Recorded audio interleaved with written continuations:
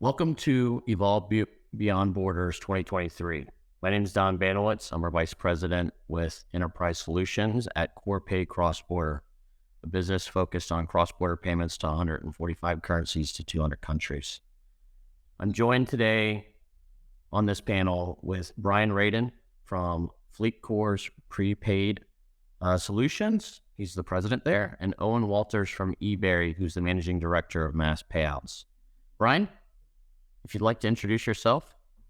Thank you. Thank you. Great to be here. As you said, Don, my name is Brian Radin. I'm president of the prepaid business at Comdata. Comdata is a subsidiary of Fleetcor, which is a global payments company, publicly traded here in the U.S., market cap of about $13 billion. And personally, I got here through a very circuitous way and began my career working in the cable industry, got an MBA and moved into some traditional consulting and ultimately ended up in the HR space. It was always something that interested me. Started actually a global payroll software company earlier in my career. And then later on became president of CloudPay, which is still a competitive player in the space. And then in 2018, the CEO of Fleetcor, who I'd worked for at ADP in strategy and acquisitions, had reached out and said, hey, we have this prepaid pay card business, and we're interested in determining what the future of that should be. And so I decided to come in as the president of this business in 2018. And then we launched our FinTwist brand a few years ago, and that basically encompasses all pay cards and prepaid corporate disbursement, corporate expense programs. We are solely focused on the U.S. and Puerto Rico with our products, although we have continued to look at other international options, and recently launched our earned wage access or on-demand pay platform called FinTwist On Demand, which I know we're going to talk a bit about later in the session. So that's me in a nutshell. Thanks, Brian. Owain, can you tell us a little more about yourself? Yeah, thanks, Don. Thanks, Brian. Thanks, everyone, for joining. My name's Owain Walters. I'm MD of Eburry Mass Payments. Mine was a bit more of a direct route than Brian's into his current role. I founded a payments company about 12 years ago, which focused on payroll and salary-related payments, and that was bought by Eburry 3 years ago. And I now head up that acquisition, which formed the Mass Payments division. So we over 3 years, we subsequently had an investment by Banco Santander, which is now our major shareholder, and we focus on delivering cross-border payments for salaries, tax payments through 5 offices within the Mass Payments division in the US, UK, Singapore, Switzerland, Dubai, and soon to be Africa. So that's me. Thanks. Thanks, Owain. So as you can see, between Brian, Owain, and myself, my background comes from banking and treasury services as well as cross-border payments, 15 plus years in treasury payments, but with a focus in payroll. The topic today focusing within the landscape of workforce payments globally and how that is evolving. We have a good dynamic of experience here to talk about what those changes are. So, the days of getting that paper check and the excitement of being able to walk it inside banking and deposit it, showing my age a little bit, but has changed to now we get excited about when we wake up in the morning for most of us and see that money in our account. But post-pandemic, you start to see this world evolve with remote workers and distributed workforces. So it starts to put a challenge where we start to look at that remote employee or growing from a multinational perspective. And it's no longer as simple as just doing a direct deposit within my borders. It starts to become a cross-border impact. But the challenges for organizations as their workforces become more global in managing that cash flow in different countries, as well as ensuring that employees get paid on time. How do corporations and organizations look to manage this change where sometimes it may be just overnight that they need to start paying employees globally? Yeah, I mean, the complexity is is often overlooked by finance and HR teams when they first internationalize their teams. But as you see, Don, where we see the complexities around liquidity management, so making sure money is in the right place at the right time. You have multiple international cutoffs with different holidays, so making sure your employees are paid on time. That's a big administrative task, just keeping on top of bank cutoffs and holidays, and sometimes the holidays aren't set, so there's a big complexity around there. You might have lots of banks to manage, lots of, as I'm sure you've seen on some clients' walls, so you'll walk in and there'll be multiple tokens for the banks to log in and make all these payments. There's an FX risk, so if you're centrally funding this, you won't know how much you're going to be paying at the time. Then of course, the one thing that I'm sure everybody is aware of and has fallen foul of is that if you're sending cross-border through multiple correspondent relationships, the compliance aspect of all the various banks along the journey often leads to delays. So making sure your employees are paid on time is really complicated. And it requires a lot of work and a lot of expertise to do that. No, great points there, because when you start to look at overnight, if you use correspondent banking, that adds a compliance aspect that can, incorporate delays. But on top of that, even moving towards trying to establish an in-country banking relationship can take months, to be able to manage that. And further to that, it opens the door for human error or just, opportunities where there are losses by having liquidity in different countries where you don't traditionally have cash flow. But you touch on an area that is, both the benefits and the cons of running a centralized funding for multi-country payrolls versus, having decentralized. What are your thoughts, Brian, I guess, from your experience in trying to manage payroll programs in your previous lives, what were the challenges in implementing programs, for both scenarios?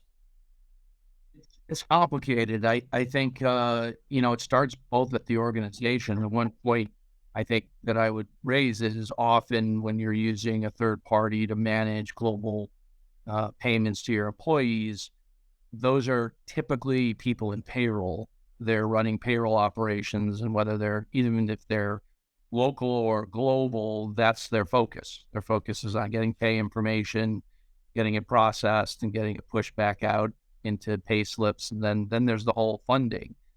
On the other side, you have Treasury. Treasury is really the people and especially at large multinationals that are managing all the funding, kind of the points that Owain made in terms of where does the money have to be, when does it have to be there, how do I maximize my float, how is that incorporated into my corporate banking programs, or am I having to use third parties? And their perspective is often different than the payroll perspective. Big challenge, I think, is not just the idea of how do you do these things, because I know Owain's company does it. I know Corpay does it, and there are others. Back when I was at CloudPay, it was Western Union and a few others that were starting to get in it. But it's also internally, how do you essentially, one, communicate what the various requirements are to payroll people who care about payroll, and then integrate that to the treasury people so that they're all working on the same page. It's an operational challenge, both from the parties that are trying to provide the services, as well as internally in terms of managing the various processes, which is why I think in many cases, people default back to, well, we'll just keep doing what we're doing because what we're doing seems to be working. People are kind of getting paid in different currencies in different countries, but it isn't terribly efficient. And it typically doesn't solve the problem of, and you manage all of the aspects of funding and cash management, and certainly in a high raising interest world, generating what kind of money and float you can. I think it's beyond just the mechanics, how you make payments, is how do you get the companies to understand, whether they're centralized, whether they're local, the benefits of delivering a solution like you guys do. Owain, anything you want to add there? Yeah, I think Brian raised a really good point. And, everyone is aware of the complexities of managing these international payments and cutoffs and all the other stuff. But what we're seeing is that now that the interest rate environment is going up, treasury teams are under more pressure to maximize the money that they're making and create their own P&L line. So that's going to have an impact on timing for the payroll teams as well, because everyone's trying to squeeze as much as they can now. Because actually, you can make money off your float, whereas that's an unusual, for the last 15 years, that's been quite unusual. So we're seeing a lot more pressure on treasury, and then that downstream effect, the pressure on the payroll payment timings. Well, and I think you both make a great point of you have two organizations that are motivated by two different scenarios. Payroll focus on just getting the money to their, the employees of the organization on time to keep, talent happy. And then treasury, more focused on their operational efficiency and maximizing their liquidity positions. And so it does, bring a challenge when you look at a centralized model versus a multinational model. Holding liquidity in certain, countries may yield better returns, but the position of delivering payments and managing multiple banking relationships also can be very challenging from an operational efficiency as well. So, depending on populations and also populations within a country that you're paying, and on top of looking at the banking landscape and even capital controls in certain countries, sometimes a centralized model helps better protect an organization to centralize, but traditionally in your larger employee populations, it almost always caters to more of a decentralized model. So the values come in, but that becomes a simple model when we're using bank transfers. But when you start to look at the alternative payment options of not doing a bank transfer, we're starting to see all kinds of things in the market change, especially when you get into emerging markets. And Owen, you and I kind of talked about this where, we are starting to see countries that may not have had the capital to build your traditional kind of SWIFT and banking infrastructure. They've adopted alternative payment solutions like mobile payments. And so it's been very interesting as we start to see how, we look to pay employees in some of these alternative payment options. And, I'd love to get your input from there. And Brian, even, when we start to look at, moving into the unbanked world, and get your feedback from there. But Owen, let's start with your feedback kind of on more of the alternative payment options around the world. Yeah, I mean, I'm nervous of Brian being here because he's an expert and this is his domain. But what we see is we may have remote workers working on a mine in Africa, and we'll be paying to cards, or we'll be issuing an e-wallet.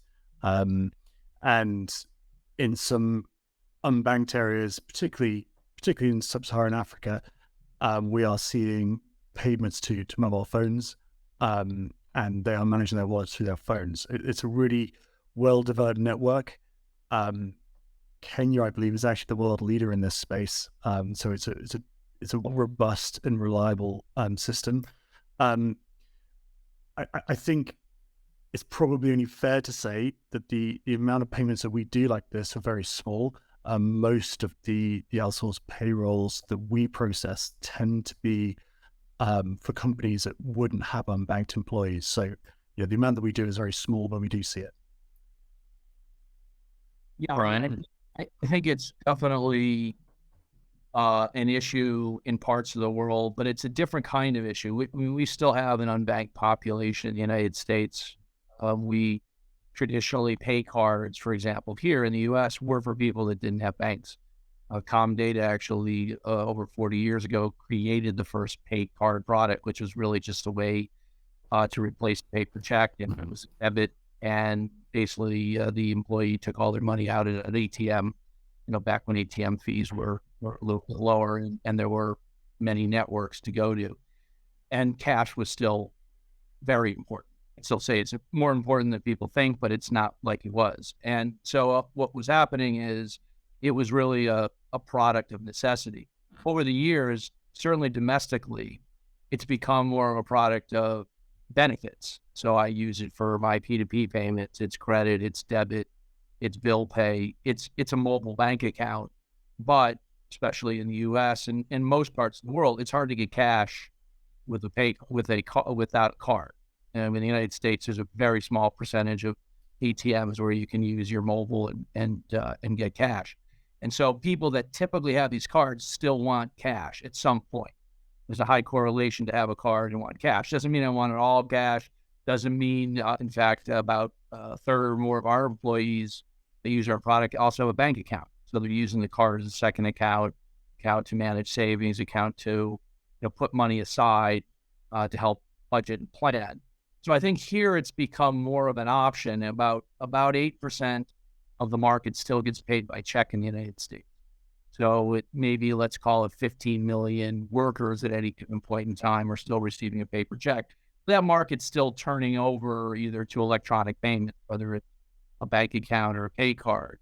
And some level we reach, my estimate, you'll still have 4 or 5% of the population who always wants what Dot used to want and still complains about. I want a piece of paper that I can take to the bank and, give it to the teller and talk to him, get a lollipop, or maybe get a toaster or something. So he's in that camp, and there's still a few people doing that. I think in other parts of the world, this goes back to my days more global payroll, where you have really difficult banking situations, like you alluded to. Certainly Africa's come, I think, quite far from when I was at CloudPay a few years ago. But paying people in Sub-Sahara, paying people in parts of Asia, you just didn't have the same options. And cards there were prepaid products floating around and but difficult to get money loaded onto those cards. I think things have changed, but that's more of a necessity. It's a utility. How do I get money into the hands of people? Much like it was here in the 1990s when these unbanked people had no way to get money because they didn't have a bank account. I think we're past most of that here.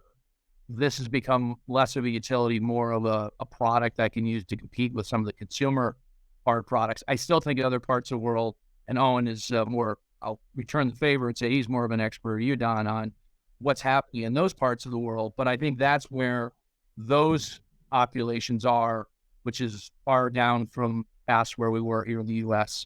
when the pay card was initially launched. No, I think that's a great point. I mean, when you start to look at the dependency on checks still here in North America versus, do you even know what a check is in the European and UK market these days? I can't remember the last time I wrote or saw a check. But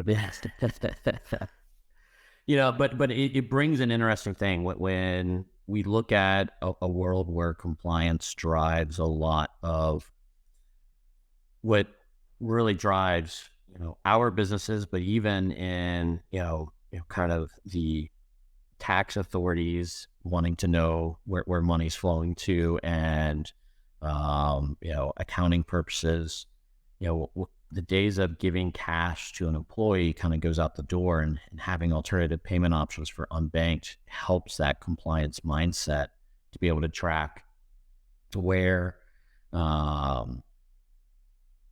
that money is going and being able to report it effectively versus the old model of giving cash. So Brian, I would think that, that becomes a big selling point when you look at these alternative payment options where it goes on a card or mobile wallet. That makes things a little bit easier for accounting and payroll to, track the digital, payment process versus, kind of that cash world. Bottom line is for us, in the U.S., we just don't see. I mean, there's definitely cash. I think it's more around the gig worker. There's more, but COVID even changed that in the sense that, when COVID hit, companies that still had a lot of paychecks, the thing that Owen has never seen, they started saying, wait, how am I going to get these checks to all my employees in all these locations? And everybody has COVID or could get COVID. And certainly in the first year or so, when there was no vaccinations and people's fears were probably at their highest. And so then they said, hey, I probably ought to be all electronic. And so they moved, that accelerated the move away from paper to any kind of electronic payment, whether we hope it's a pay card, but also most of it goes to direct deposit. I think the idea of paying directly to a mobile wallet or paying into some sort of electronic account that is not, traditional bank, that's not an issue really in the US. We just don't see a lot of that. Typically, if it's going into a mobile wallet, it's going from an account, either the employer's account to a bank account or a card account, trust account, and then that's used through a mobile application, as opposed to the mobile application being the actual account itself. That's really not something we see a lot of here. Although, as I said earlier, you guys talked about, it's definitely things we're seeing. The card product, ironically, and Owen, again, probably better versed in this, but we don't see a lot of demand for cards in Europe. It's all mostly mobile.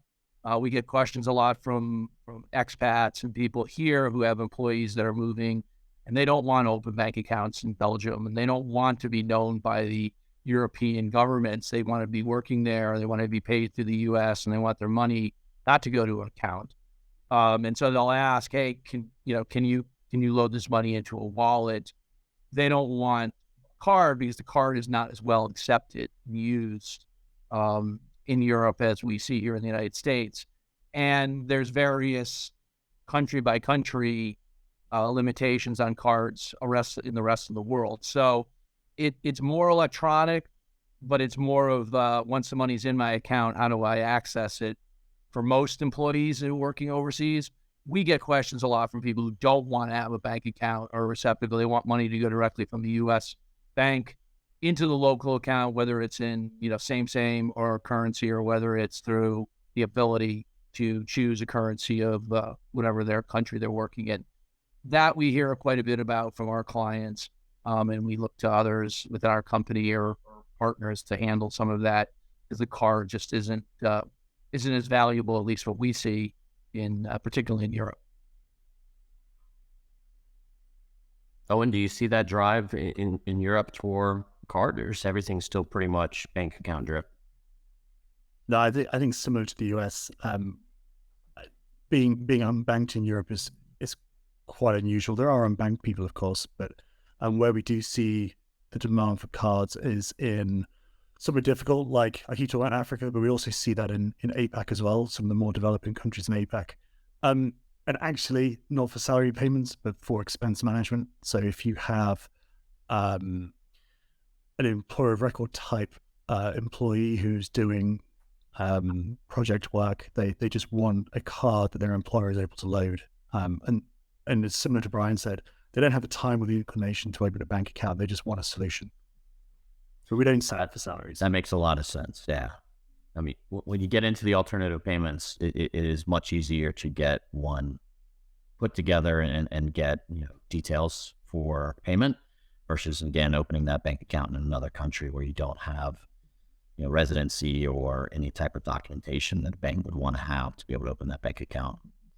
No, Owen, you make a great point there on the challenges that come in, especially U.S. citizens having to open up accounts outside the U.S.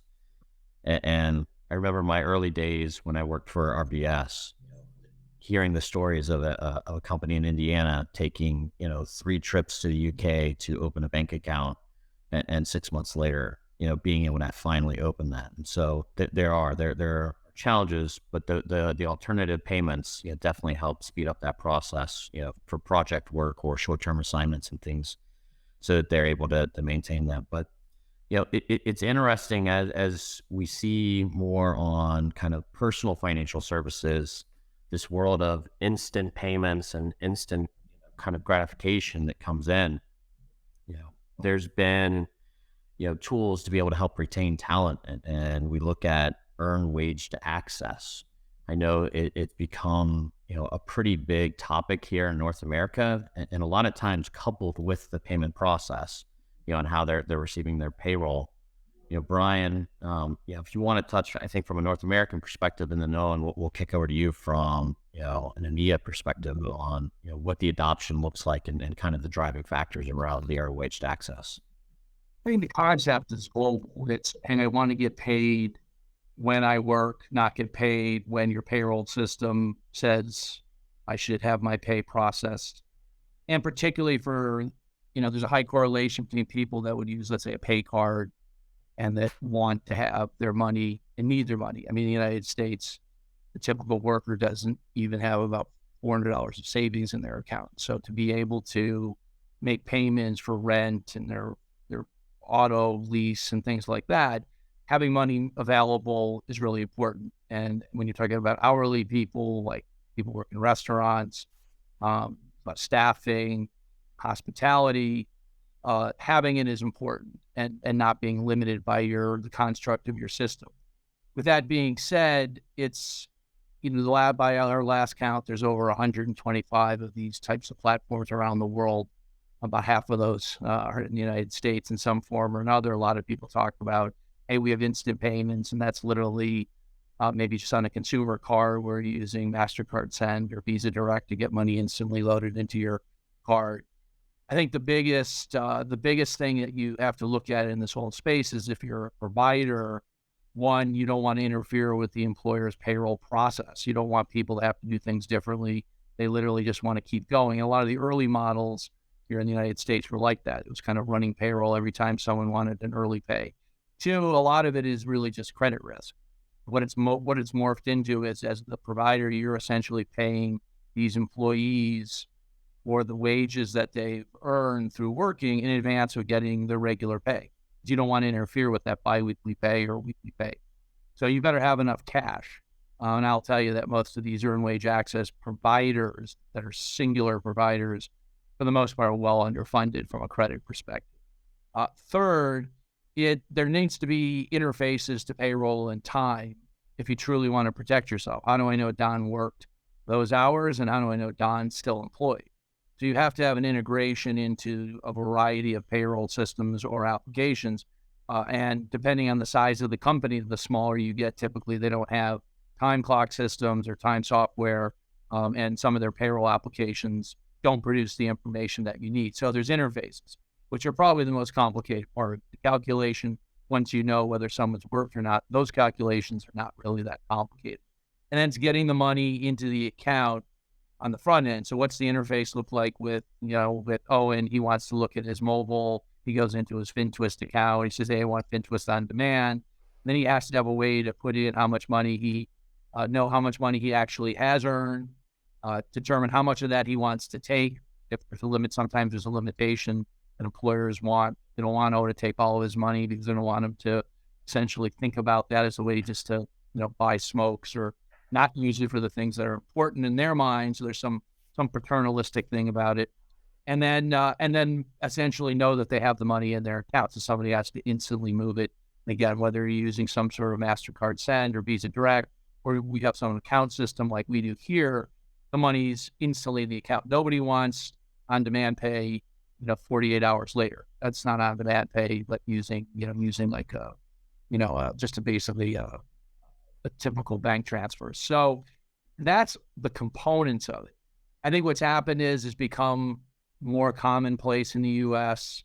A couple of years ago, I think I saw there's something like $50 billion flowed through earned wage transactions. A huge number. It's growing.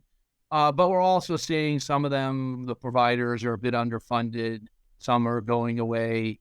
And the biggest thing is a lot of the payroll companies are forward integrating into the space. Either their systems are being modified to allow for typically instant payments, or they're buying up or partnering with a single provider to provide all of those integrations and calculations. And so they're not working with other earned wage providers, or they're not allowing other earned wage providers to work with employers, more importantly. And so what we're seeing is we're going to see a consolidation in this space domestically. Globally, it's a little farther behind. I'm aware of a few of the bigger players in the UK, some of the other bigger markets. The same thing will happen. The people that own the data are the people that control the process ultimately. And the people that own the data here are the processors. And the processors, whether you're doing it domestically or whether you're doing it through an ADP or a third party, they're really more in control over the long run. These are facilitation models. And in the end, there'll be a handful left. But it is still something that people have come to expect. It's important. It does help attract and retain. I think it's something that has become part of a lot of larger companies' daily pitch to their employees and to their respective employees. No, that's great feedback, Brian, and we are seeing a rise of it here, from a usage perspective in North America, but from an EMEA perspective, Owen, is it taking on the wave as much as it is here in the U.S. and Canada? That's an interesting question. I'm not sure I have a great answer for you because I'm not that close to it. We just operate on the payment side, so we are integrated to a couple of our payroll clients, and we do earn wage payments. I would say the uptake has been moderate. I wouldn't say it's been a huge uptake. And certainly in the employment market from a UK perspective, I don't think it's usual to be pitched a job offer with earned wage access. But we do know there are providers out there. I thought Brian's point about working capital was interesting, especially in this rising interest environment that's only going to become more expensive. One thing that we've seen and we're struggling still with our clients to work out who pays for it, and I think it's going to become more difficult as employers don't want the employees to pay, the employers don't want to pay, and it also comes down to the intra-month financing of it. No one wants to pay for that, so we're seeing there's a limitation of appetite for employers and payroll companies in the UK. I can't say globally to offer this because no one wants to foot that bill yet. I think it's still a little bit early in the UK to really work out who's paying for it and whether it's something that employers really will offer. No, I mean, great points, because what's been interesting is when money is cheap, you have a lot of these tech companies, and as Brian highlighted, there's going to be consolidation, but you've seen many of these tech companies come in because they had easy access to private equity and venture capital firms that were giving debt equity to help them, to give that revolving working capital to do the earned wage access. As interest rates continue to go up and investment starts to pull back, it will be a very interesting horizon to see, which companies stick around providing these services, which ones start to incorporate into the players with the data, more the providers or the HCM platforms that try to incorporate it in. But I do think from a future perspective, only time will tell, how this continues to take adoption globally. But it is a concept that, again, in an instant gratification world where I've earned my money today and I'd like my money today. And so it provides that access. As we start to kind of think about the future of payments, I'd like to get some final thoughts, but I'll give each of you a nugget to think about. One of the things that became very popular in this column, kind of fallen flat on its face, is the digital asset scope.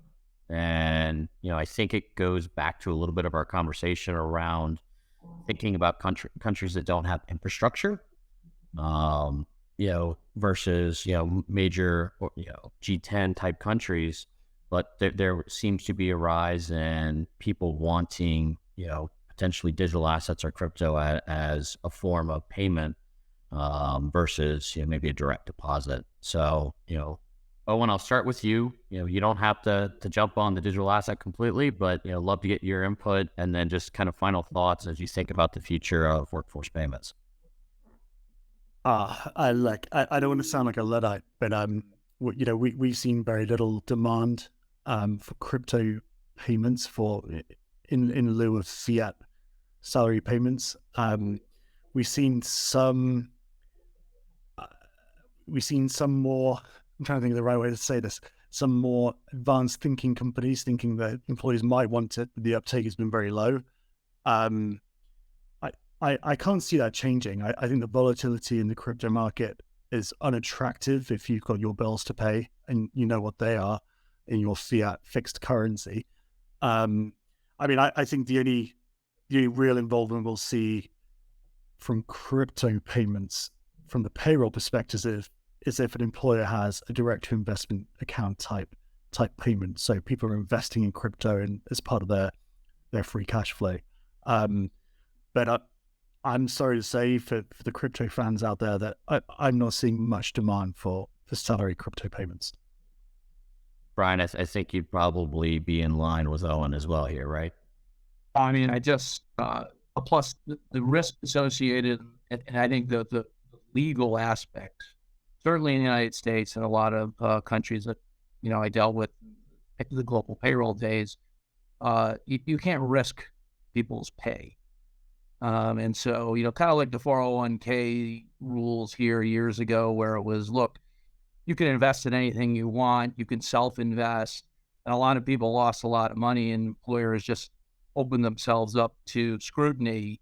And that led to a lot more regulation. It led to a lot more documentation. And so I think the idea is the same thing here. Like, why do I want to, as an employer, potentially put those funds at risk? And I think Owen said it right. I have seen it as an investment option. If you want to use your money and make those decisions once I have already completed my payment to you, so I'm no longer obligated to pay you for your services rendered, you could do whatever you want, I guess.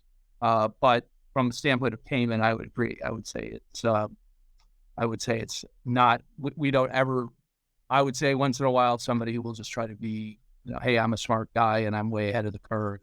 Look at me, how about crypto? And then you say, well, let me tell you all about what you're asking for. And then they say, okay, how about just an electronic payment? That's good. The old standards here. That's right. No, I think y'all are spot on. We've seen where regulation needs to be implemented before there's a higher adoption. But what I will say is when we start to think about the future of workforce payments, driving factors always come from personal financial services that eventually become the way in corporate payments. And so, connectivity into instant payment networks like faster payments in the UK and real-time payments here in the US, I do think there will continue to be adoption there as other countries start to develop solutions. And then it's about figuring out who has the best connectivity into those networks to drive, some of those additional instantaneous payment flows. But as we look into the future, I think that the lens starts to be what's happening in personal financial services to drive then what will happen in workforce payments, because as anything in the corporate environment, we're not usually the ones to be first, to try things. We want to make sure that it's tried and true, tested before we go live. Gentlemen, thank you again. It's been a pleasure being on this panel together and talking through managing the landscape of workforce payments globally. If anyone would like to learn more about Corpay cross-border itself, you can contact us at www.corpay.com for all cross-border payment needs. Owen, with regards to your time, thank you for your input and appreciate you joining as well. Thanks, Don. Thanks for sharing it. Brian, I see you. Thanks for everyone for joining. If anybody wants some more information about Eburry, we're at www.eburry.com for all your cross-border payment needs as well. And Brian, your input was very valuable and appreciate you joining. So, thank you. And any final thoughts? Thanks for having me. I wish I had had the beard. I feel left out. But if you want to learn more about our solutions, you can go to www.bintwist, one word, bintwistsolutions.com. and learn more about our solutions. And again, thank you very much. It was good kicking back the global cross-border payments days as well. Thank you very much. Thank you both, and enjoyed the conversation, and everyone that has joined our panel. Appreciate and enjoy the rest of Evolve Beyond Borders 2023.